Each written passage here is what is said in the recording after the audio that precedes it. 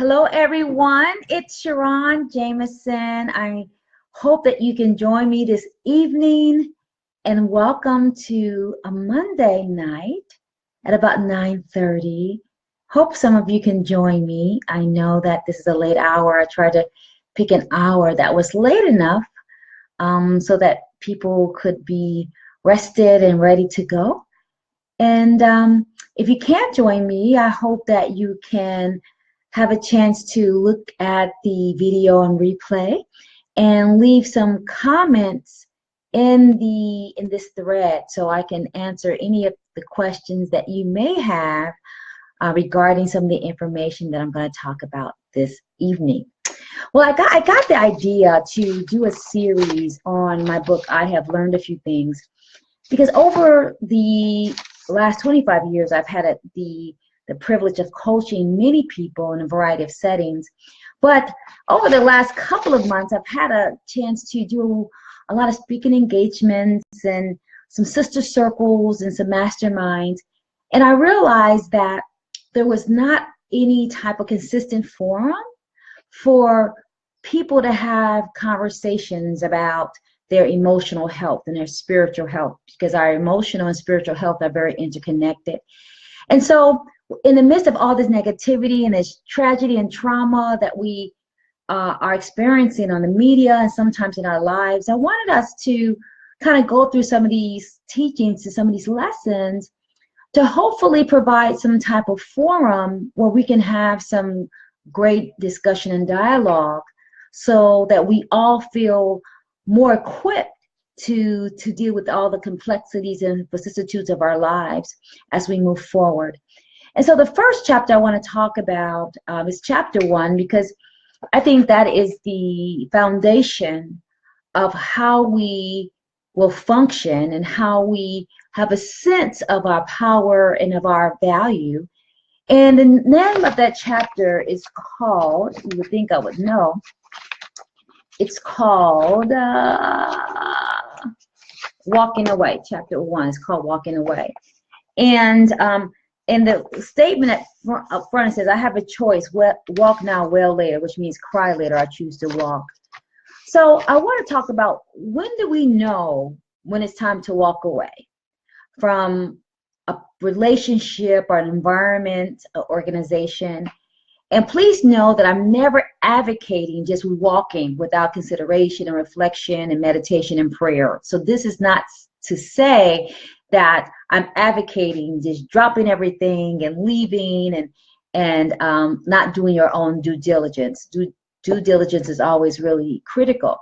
But I do think there are ways that we need to think about, how do we know when it's time for us to walk away so that we don't continue to injure ourselves or do damage to our own souls. So for those who are used to working with me in any of my masterminds or any of my groups, you know I love to have frameworks. And the frameworks that I'd like to use is the framework of an acronym of WALK. So the framework that we're going to deal with today is the framework WALK, W.A.L.K. So I hope that you have a pencil and paper, because I would love for you to keep a journal as we're going through the book, and to see what resonates with you. What aha moments do you have, or oh my God moments that you can share? And because I believe we are all best in community. You know, that is my motto, that collective wisdom wins. And so I hope that you would share your aha moments. And if you're here, you're watching, please let me know who you are so I can get to know you, and let me know where you're from. So where do we start? When I think about walking away, the first thing I think it's important for us to consider is that it's important to know, or it's time for us to consider walking away. The W means when we can no longer win at being ourselves, when we can no longer win at being who we are. And that speaks to the importance of being authentic. When we can no longer be honest about who we are and walk in our truth, hey, John, that's something for us to consider. Now, let me say this. We hear this term authentic, and it's a term that everybody's just starting to, I think, overuse. But for our time together today, when I talk about being authentic, I mean that when we are able to be honest and be truly who we are, it allows us to do three critical things. One, you are authentic when you are able to express yourself freely. Express yourself by your words, your dress, your hair. When you have total free expression to express yourself in a way that feels true for you, that's one ingredient of being authentic. The second ingredient to being authentic is when you are able to experience all your different parts of you, because all of us are made up of a lot of parts. We are mind, body, spirit, and soul. And when you are being authentic, you get to be who you are spiritually, meaning that you might get to choose a faith that resonates with you, a faith practice, or not one at all. It means emotionally, you get to be in relationship with people who support you and who satisfy you. You get to love who you want to love, regardless of their race, culture, gender, or sexual orientation, or faith practice. You get to experience all of who you are. And when we are not able to experience the total different dimensions of who we are not able to be authentic. The third thing about being authentic is that not only are we able to be who we are and walk in our truth by being able to express who we are, experience who we are, the third thing is we are able to enjoy who we are in all the different parts of our lives. Now, why is that important? When we are being authentic, we are honoring ourselves, which means that we're not being held hostage by the status quo or societal norms. So you have a choice, honesty or being a hostage. And what we don't understand is that when we're not able to be really who we are authentically, what happens is that we use all of our precious energy trying to hide. We use all of our precious energy trying to fit in and to get in. We, instead of being in sync with our souls, we start being chameleons and shapeshifters and wearing masks and social costumes to be accepted by people who really don't know how to accept themselves. And it's dangerous to our souls, because when we are not able to be who we really are, we start chipping away at our own self-esteem. We start eroding our personhood. We start downgrading and downsizing who we really are in the world.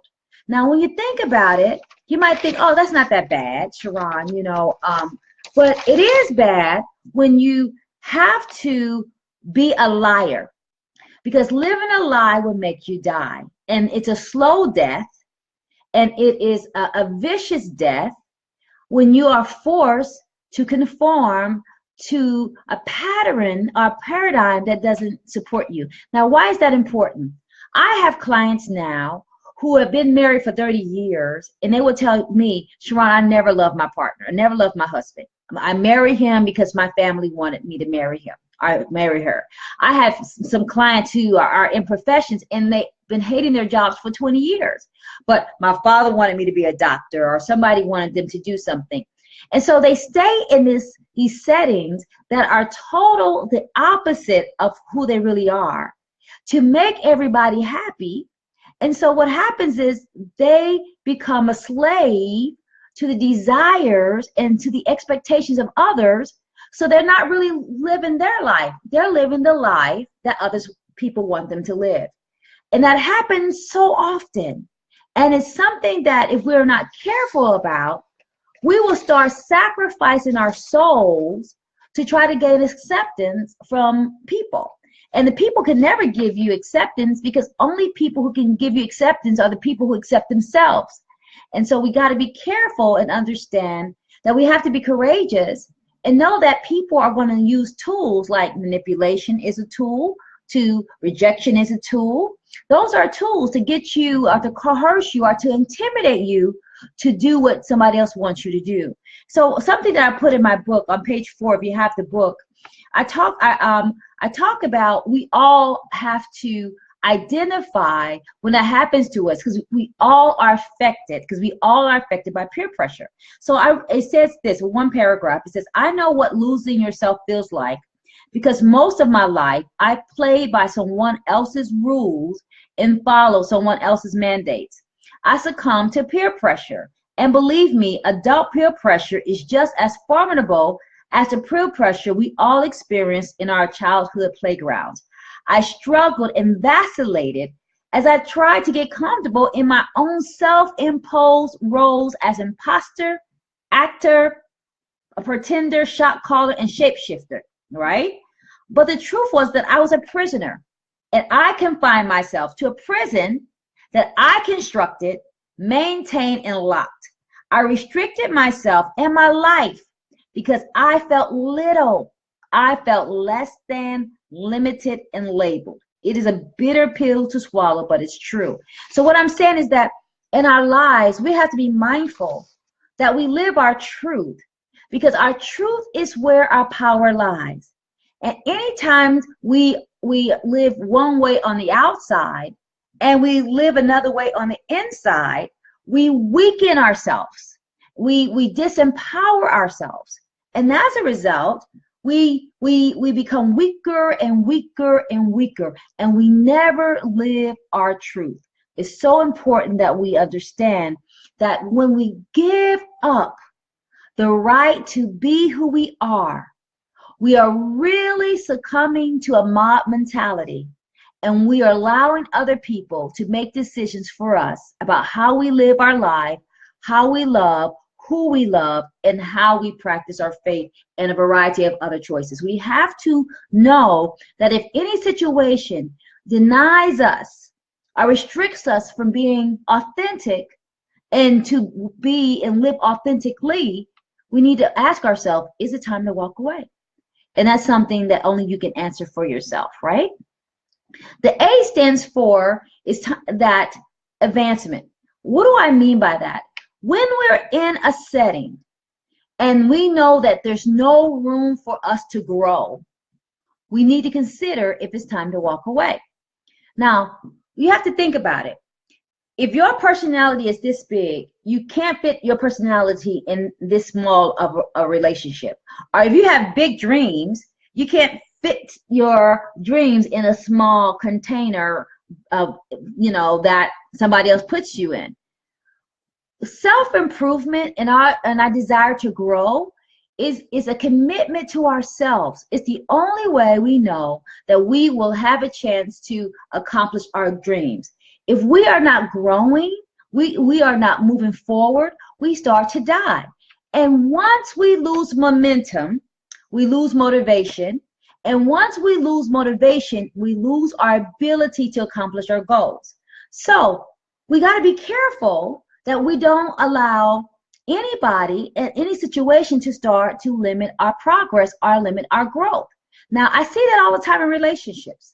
I hear people say, well, SharRon, my partner won't let me go to school, or my husband doesn't want me to go to take that class, or my wife doesn't want me to go to the gym, or my husband doesn't want me to go to a therapist. And I'm thinking, how have you allowed another human being to dictate your own growth?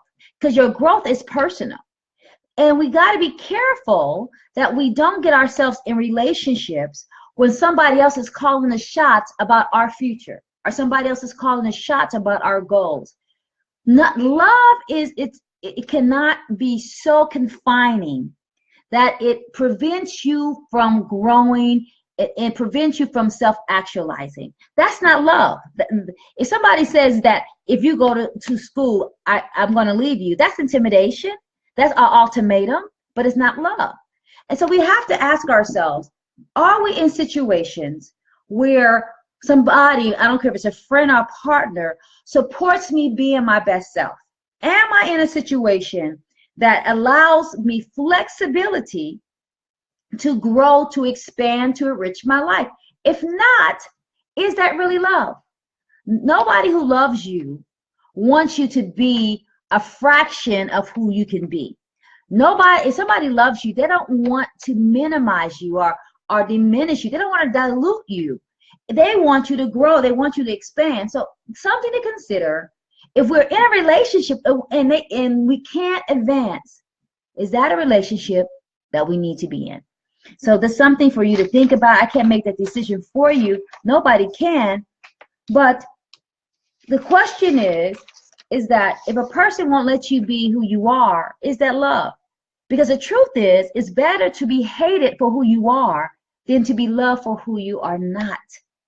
And some of us are in relationships or in organizations where people are loving us for who we are not, because we're selling our soul, and we all have done it. So no judgment, I have done it, but I want us to be able to identify when we are starting to succumb to peer pressure, to groupthink, when we are abandoning our divine assignments to make someone else happy. Nobody, you never have to choose between your purpose and people. So that's damaging. The L stands for limited.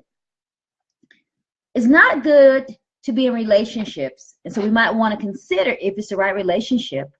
If a person expects you to limit you. For example, if you're in a relationship and somebody's telling you, you're too old, you're too fat, you're too dumb, you're too black, you're too white, you're too something. When you're in a relationship and all a person can do is to remind you that you're too much of one thing and not enough of a something else, that's really an indictment on your ability, but also it will start affecting your sense of self-worth. It's important that we understand that we have to be our own border control and not allow people to impede on our ability to be who we are.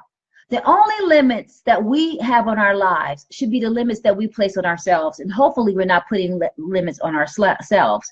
But if we're in a relationship where we are allowing another person to dictate and decide what we can do with our own lives, is that a relationship that honors us? Is that a relationship that's really honoring your humanity and your divinity? We can never reduce our dreams down to someone else's comfort level. I'm going to say that again. We can never reduce our dreams down to someone else's comfort level. If we do that, we're no longer who we are. We are a prisoner of someone else's needs. Hey, Cheryl, thanks so much for joining me and John. So I want you to think about that. If we're in a relationship where we have to limit who we are, is that the right relationship? And then we got to be careful to not let someone make fun of our dreams. I remember years ago when I accepted my call to ministry, one of my so-called friends said, "Oh, who's going to let you in their pulpit? Ha, ha, ha, ha, ha." I told her, you know what? I shouldn't let you be my friend, and I stopped being her friend for a while. Because nobody has the right to make fun of your dreams. And if someone is your friend, they can celebrate your dreams, but they can't plant seeds of doubt, and they cannot make fun of what you want to be in your life. That's not a friend. Our friends and the people in our life should support us and celebrate us. And if they can't support us and celebrate us, that's fine. But then we need to renegotiate that relationship, because people who don't support you and love you and understand your dream, they shouldn't have close access to you. The people who should have closest access are the ones who are supporting you, who are cheering for you, the people who will pray for you. We don't need people who don't believe in us speaking doubt into our ear, because doubt is contagious. Fear is contagious. So we need to make sure that we understand that it's one thing for a person to talk about us behind our back, but you don't make yourself an audience to somebody talking to you and talking about you like a dog. I tell people, you cannot talk. I will not make myself available to be subjected to your words of degradation. You will not publicly or privately, to my face, demean me, devalue me, or degrade me. I will never give you that option. And so we have to make that choice, because even if it's our family, Because sometimes the people closest to us that hurt us the most are our family. So I'm really clear that I can love you, but I don't have to do life with you. And if there is no commitment to me walking in my purpose, if there's no understanding that I am going to do my divine call and you're going to criticize my calling, that means that you can't have access to me. And I hope you don't let people have access to you because you're too important. Now, I'm not saying cut the relationship, but I am saying renegotiate the relationship, because you are in charge of protecting your dreams, and you are in charge of making borders and boundaries to make sure that people don't have access to the most vulnerable, tender places of your heart. And the K stands for you know when it's time to walk, when you know in your heart that you have done all that you can do. You have gone to therapy, you have upgraded your skills, you have had conversations, you have had new awareness, you have tried to handle an old problem with new skills, new talents, new tools, and you know in your heart that it's time. Now, what happens? I find that when people know it's time to go and they're scared, they will stay even if it means it hurts them, because they don't feel as if they have the power or the ability to totally be their best selves and take care of themselves. Now, that's why it's so important, if you have the book, John, I know you have the book, is to go on 6 and 7. There are tons of questions for you to consider to help you understand, have you prepared to leave? Because you can't stay if you can't be who you are.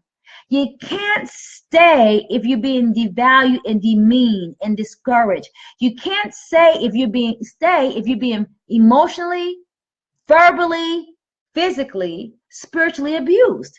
And sometimes we stay and like, oh, SharRon, I hear couples say, oh, that's not bad. He only called me a bitch.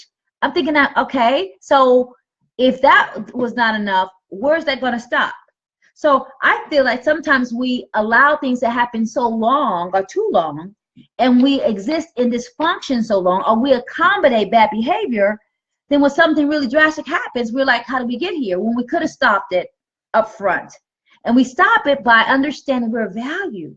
We stop it by saying, I am worthy to be treated like royalty because I am uniquely and divinely made.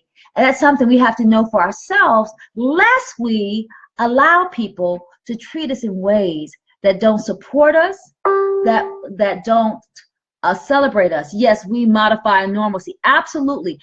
We have to be careful that we don't allow dysfunction to be normal. Something I even wrote in here that, and I wrote this book as a guide. Something I say this, that I've learned that sometimes, it's on page 4 if you have the book, I've learned that sometimes we make our own prisons and yet we complain about being incarcerated.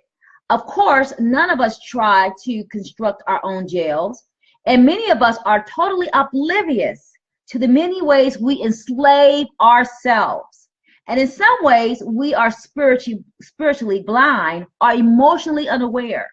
And because we gradually lock ourselves up and lock ourselves out of our own truth, we grow accustomed to being spiritually, intellectually, and emotionally confined.